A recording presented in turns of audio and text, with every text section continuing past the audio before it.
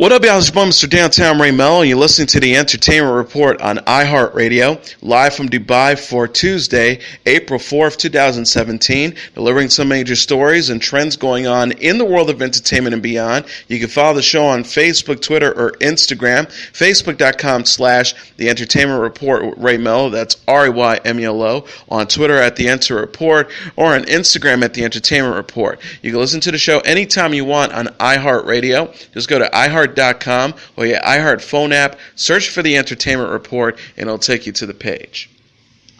The first two episodes of Season 3 for Fear of the Walking Dead are to premiere June 4th on AMC. Set on the west coast of the United States, the drama stars Kim Dickens, Cliff Curtis, Frank Delane, Alicia Demnam Carey, Mercedes Mason, Coleman Domingo, and Danny Garcia as survivors of a zombie apocalypse. The cable network said in a press release, "Our families will be brought together in the vibrant and violent region formerly known as the U.S.-Mexico border. International lines done away with following the world's end. Our characters must attempt to rebuild not only society but family as well. Madison has reconnected with Travis, her apocalyptic partner, but Alicia has been fractured by her murder of Andreas. Mason's son is only a few miles from his mother, but Nick's first action as a leader saw him in Louisiana ambushed by an American militia group. The couple escaped death. Luciana was shot, and Nick no longer feels immortal. Recovering both emotionally and physically, Strand has his sights set on harnessing the new world's currency, and Ophelia's captivity will test her ability to survive and see if she can muster the savagery of her father. The first two seasons of the show may be streamed via the subscription service Hulu. AMC has released a first-look video for Season 2 of its supernatural drama Preacher, starring Dominic Cooper, Joe Gilgun, and Ruth Negga.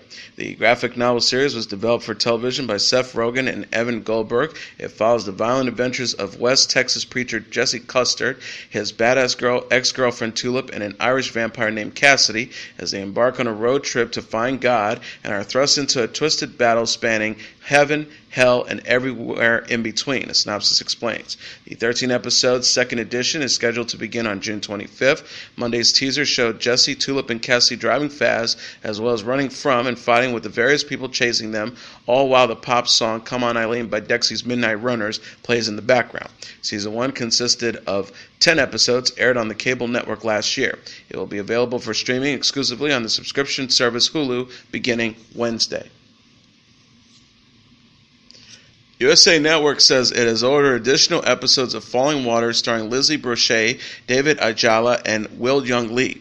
The show's Twitter account said Monday, "Your dreams are coming true. Hashtag Falling Water has been renewed for Season 2. The program is from executive producers Gail Ann Hurd, Blake Masters, the late Henry Brommel, and Juan Carlos Fresnadillo. Remy Burchon will serve as the series showrunner for Season 2. The show puts together three unrelated people with the abilities to manipulate dreams and the people who conjured them up in their sleep. Chris McCumber, the president of Entertainment Networks for NBC Universal Cable Entertainment, said in a statement Monday, "Falling Water turns a traditional dramatic thriller on its head by tapping into the power of something we all have access to, dreams. We look forward to continuing this bold, completely unique story." Jeff Watchell, the president and chief content officer of NBC Universal Cable Network, says, "With its striking visuals and stylized narrative, Falling Water creates a world where dreams have a dramatic impact on reality. Gail and Blake execute a thought-provoking and resonate first season. We're delighted to welcome Remy to the creative team, and we can't wait to see where he takes us next." Laughing at the president is a proud American tradition, said Anthony Antimick, and if he does it right, we'll also be laughing with him. Antimick will star as President Trump in a new Comedy Central series the network announced Monday. The President Show will air Thursdays following The Daily Show with Trevor Noah at 11:30 p.m. starting on April 27. Antimick Trump will host a late-night show directed from the Oval Office, joined by sidekick Mike Pence, played by Peter Grosz. The network said in a news release, "Just like a certain chief executive in Washington, the President's show gleefully tosses out the rule book of its predecessors." Added Atomic, "Mostly I'd just like to thank Comedy Central for giving us this platform to speak truth to power, and if we're lucky, end up in prison." Olivia Wilde, who wrapped up 2 movies, will make her Broadway debut in June. She will co-star with Tom Sturridge and Reed Brinney in a new stage adaptation of George Orwell's dystopian novel 1984. Wilde, Sturridge, and Brinney will play the novel's classic characters, Julia Winston, Smith, and O'Brien, respectively. The preview will begin May 18th ahead of the June 22nd opening at the Hudson Theatre. The play arrives in New York after winning acclaim in 4 different runs in the UK. Wilde recently completed the films A Vigilante and Life Itself opposite Oscar Isaac. Rupert Sanders says his affair with Kristen Stewart was, quote, a momentary lapse in judgment. The 46-year-old English director opened in an interview with Metro about his highly publicized 2012 fling with the 26-year-old actress who starred in his movie Snow White and Huntsman.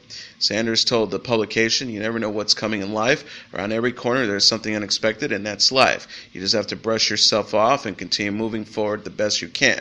He added, "Everyone makes mistakes. I'm bound to make more mistakes, and I wouldn't expect my life to be exciting if I didn't." Sanders was married to Liberty Ross when Us Weekly published photos in July 2012 of him kissing Stewart, then 22. The incident followed the release of Snow White and the Huntsman, but the director was not asked back to helm the sequel. He told Metro, "If he took people off the table for a momentary lapse, there would be no making art." Ross, who shares daughters Skyla and son Tennyson with Sanders, filed for divorce from the director in 2013. Stewart also split from her Twilight co-star Robert Pattinson, whom she was dating at the time of the affair. The actress told Marie Claire in 2015, a fan reaction to the scandal, "The public kind of burned me at the stake. At one point, you just let go and give yourself to your life." Sanders' first feature film since the affair, an adaptation of the Japanese manga Ghost in the Shell, opened in theaters Friday. The movie, which was plagued by whitewashing claims, stars Scarlett Johansson. Matthew Perry says he'll pass on Justin Trudeau's request for a fight rematch. The 47-year-old actor responded Saturday on Twitter after the 45-year-old Canadian Prime Minister challenged him to a rematch of a fight they had as children. Perry wrote, "At Justin Trudeau, I think I will pass at your request for a rematch, kind sir, given that you currently have an army at your disposal." Trudeau asked for a rematch Friday after Perry shared the story of their fight on Jimmy Kimmel Live in March. The Prime Minister referenced Perry's Friends character Chandler Bing in his tweet. He wrote, "I've been giving it some thought, and you know what? Who hasn't wanted to punch Chandler? How about a rematch at Matthew Perry?" Perry grew up in Ottawa, Ontario, and attended Rockcliffe Park Public School with Trudeau. He said on the March 15th episode of Jimmy Kimmel Live that he was in the 5th grade when he and a friend beat up the future Prime Minister. The actor admitted, "I have a story about him that I'm not proud of. My friend Chris Murray, who was also in the 5th grade in Canada, reminded me that we actually beat up Justin Trudeau." He confessed, "I don't know why. I think he was excelling in a sport that we weren't as good at, so it was pure jealousy." Perry played Chandler on Friends throughout the sitcom's 10-season run on NBC. He recently portrayed Ted Kennedy in the Reels miniseries The Kennedys After Camelot, which co-stars Katie Holmes. Melissa Joan Hart says she and Ryan Reynolds were smitten with each other at one point in the 1990s. The 4-year-old actress said on the Australian talk show Studio 10 that she considered dating Reynolds when they co-starred in the 1996 movie Sabrina the Teenage Witch.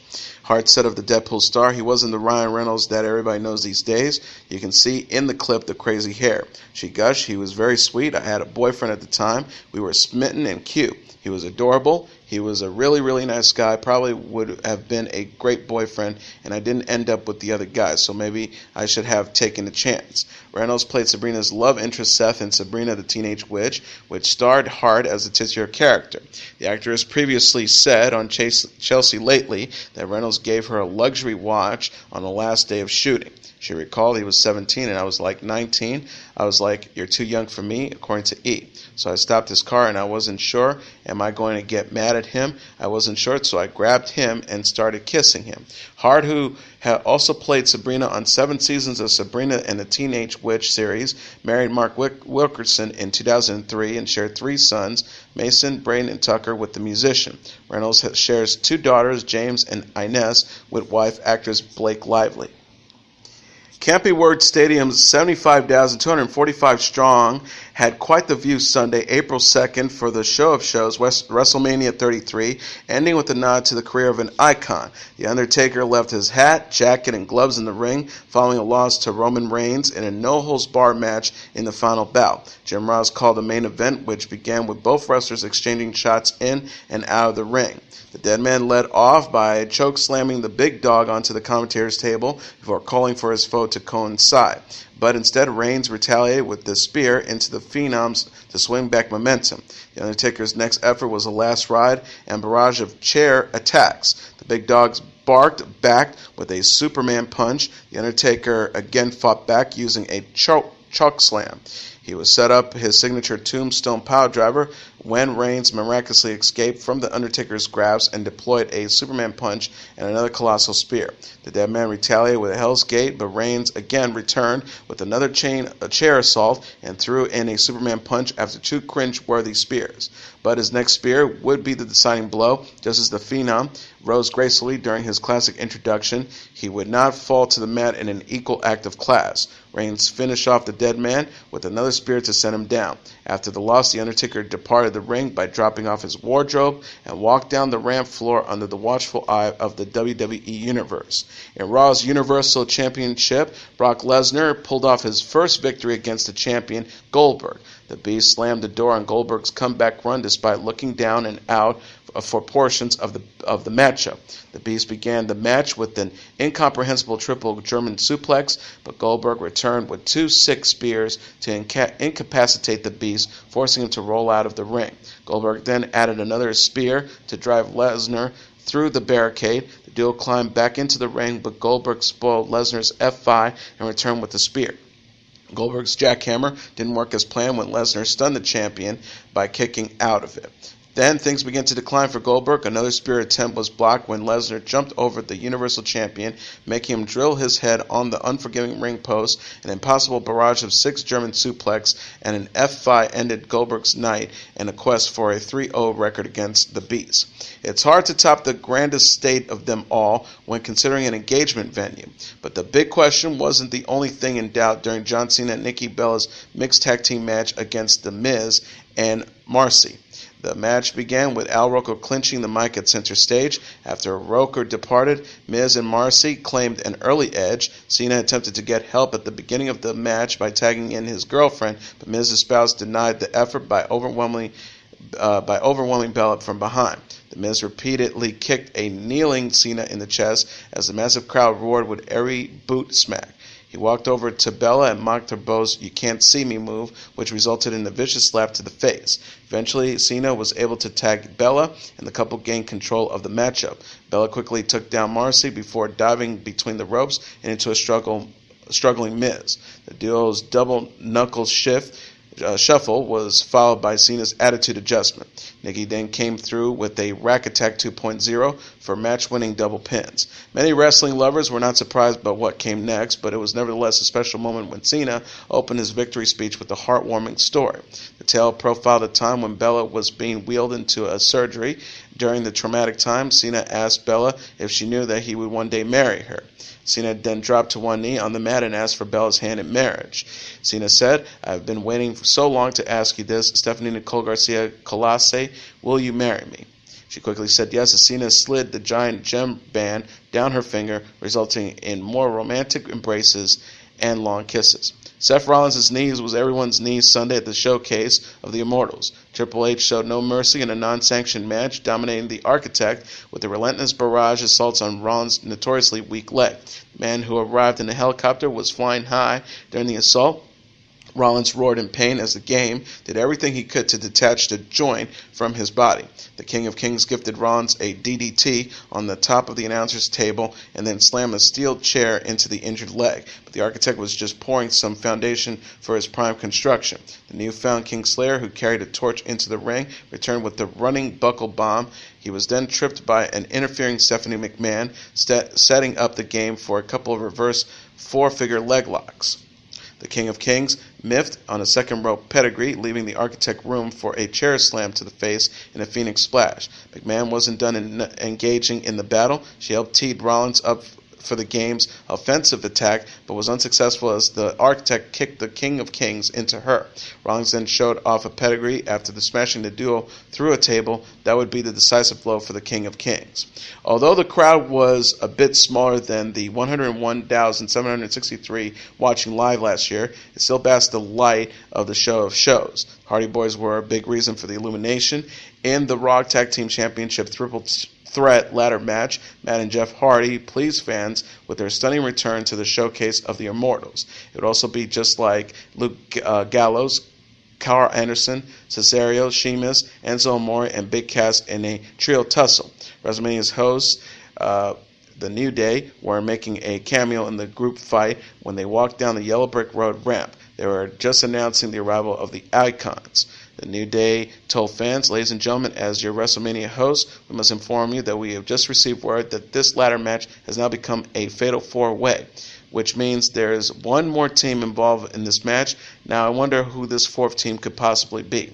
Team Extreme's theme song blasted through the speakers as they reached the ring for the fight, dooming the other squads. Big Cass uses massive frame to boost Enzo more than 7 feet in the air, but the attempt was put down from a barrage by the brothers. Matt Hardy's twist of fate doomed Anders from the top of a ladder. Jeff used a swanton on top of a duo of ladders that were hoist the Swiss Superman and the Celtic Warrior. The Hardy Boys then grabbed the Raw Tag Team titles after Matt ascended on the ladder in the ring. In other matches, Randy Orton claimed the WWE Championship against Bray Wyatt with a killer RKO to the new face of Fear. The Viper snatched SmackDown Live's prize for his former brother, for his 9th WWE Championship. AJ Styles edged Shane McMahon in another showdown that was booked for revenge. Weeks before the bout, the Phenomenal One threw McMahon through a car window. Team Blue General Manager Daniel Bryan fired Styles for the incident, but McMahon overturned the ruling to allow him in the fight. The Phenomenal One mistakenly knocked out the match official en route, but ended the match with his phenomenal forearm to WWE's Man Without Fear. Super Bowl 51 Championship Rob Gronkowski had his hands on the evening from the start. In the opening match, Gronk aided his pal Mojo Rawley, the 4th annual Andre the Giant Memorial Battle Royale. Rawley claimed the victory by knocking off Jinder Mahal. Mahal and Gronk had gotten into a heated altercation at the beginning of the matchup.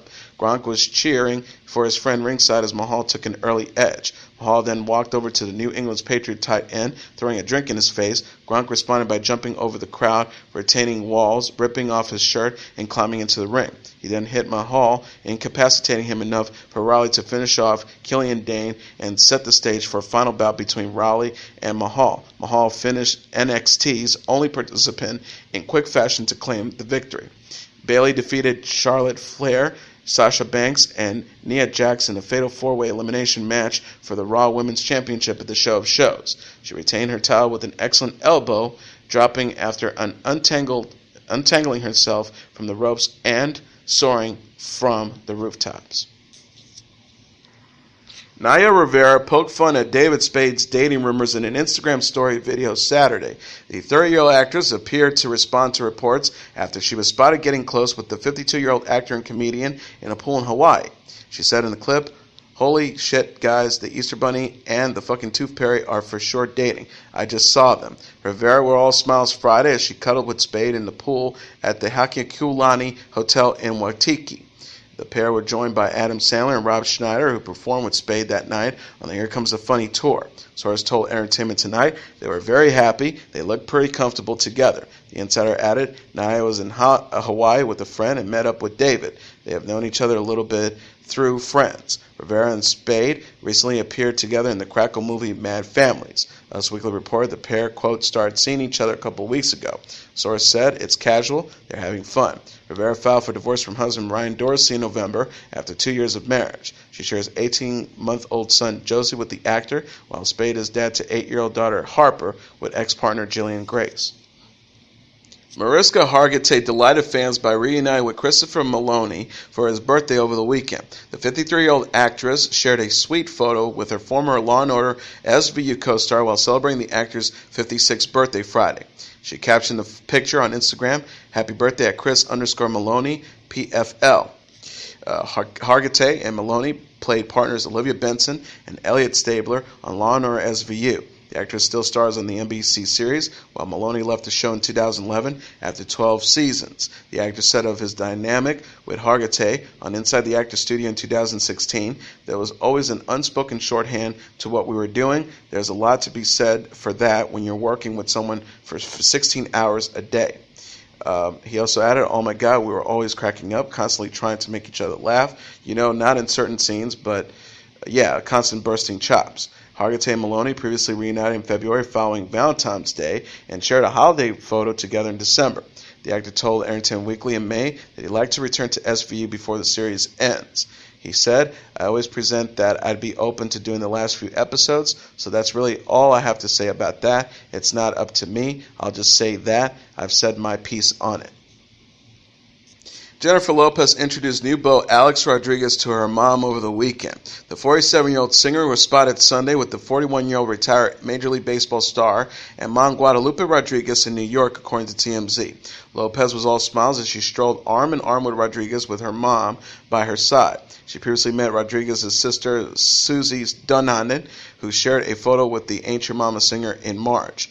Dunand captioned the picture with the Spanish word for sister-in-law, any given Friday, hashtag JLo. Lopez and Rodriguez were first linked in March and enjoyed a getaway to the Bahamas the same month. The former New York Yankees shortstop confirmed his romance with Lopez on The View last week. He says, it's obvious we're dating, we're having a great time. She's an amazing, amazing girl, one of the smartest human beings I've ever met, and also an incredible mother. The star added, she's just like simple things. She's a very, very simple person. She loves her family. Lopez shares twins Max and Emmy with ex-husband Mark Anthony, while Rodriguez is dad to daughters Natasha and Ella with ex-wife Cynthia Securtis. The couple reportedly bonded over their love for family.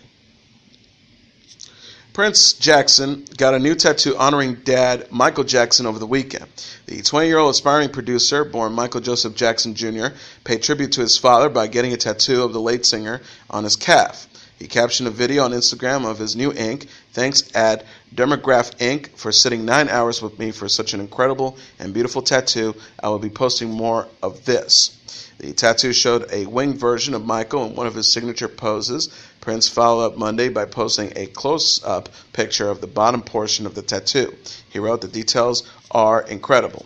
Prince is the eldest son of Michael, who is also dad to 19-year-old Paris, born Paris Michael Catherine Jackson, and 15-year-old Blanket, born Prince Michael Jackson II. Prince and his sister got matching yin-yang tattoos last week. Paris wrote, sometimes I feel like my big brother and I always think the same thoughts. He just doesn't have a filter and always vocalizes them. Though total opposites, like my Guko and I, the inseparable yin and yang work together, finding and causing balance within each other. Prince said in an interview with Good Morning America in March that it took a while for him and his siblings to realize the extent of his dad's fame. Michael Jackson died at the age of 50 in 2009. Prince said, even after we realized he was the king of pop, even to this day, I don't think it holds the same weight to us as to others because he was our dad. And that was your entertainment report for Tuesday, April 4th, 2017. I'm your host, Mr. Downtown Ray Mello. I'll be back tomorrow to deliver some major stories and trends going on in the world of entertainment and beyond. You can follow the show on Facebook, Twitter, or Instagram. Facebook.com/The Entertainment Report with Ray Mello. That's RYMELO. On Twitter at The Enter Report or on Instagram at The Entertainment Report. You can listen to this episode or any previous episodes of The Entertainment Report anytime you want on iHeartRadio. Just go to iHeart.com or your iHeart phone app, search for The Entertainment Report, and it'll take you to the page. Good night, and God bless you all.